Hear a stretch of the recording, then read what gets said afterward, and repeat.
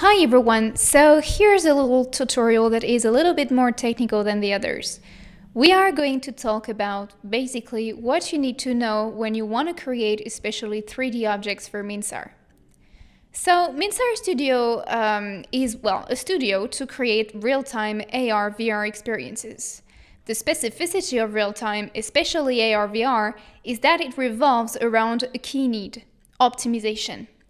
You have to keep in mind at every step of the way of the design of your experience that this experience will be reopened mostly on mobile phones. It means that the opening of your experience will depend on the powerfulness of the device and on the strength of the network it can access at the time of opening. Optimizing an experience means always making sure the entirety of your experience is not too heavy. By heavy, I mean the actual weight of your experience, of course, but also the complexity or characteristics of the models you import in your experience. About these characteristics, there are several things you can be mindful on your models that make the experience more or less heavy. That's what we are going to see in this series of tutorials. Of course, everything that will be said in these series of tutorials is to be considered as basic bearings. The technologies evolve very fast, and the optimization needs for opening an experience on an iPhone 12 under 5G will be lesser than if the experience is supposed to be opened on an old Android on a bad Wi-Fi.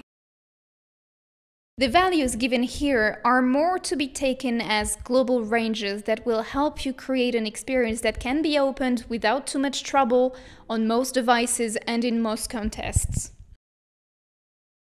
About the global size of the experience for now, we would advise you to target under 250 megabytes total, with maybe a far reach at 500 megabytes.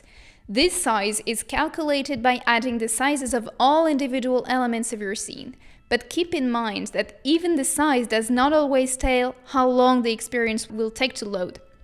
For instance, if you have a 50 megabytes with a video and a 120 megabytes with only meshes, well, the video experience might take longer to process because of the encoding and uploading of each frame, especially if your video is in high definition. In the end, always try to optimize as much as possible. That's always a good reflex to have. And if you want to push Minsar boundaries, you're most welcome to do so, and I will be happy to help you in this endeavor.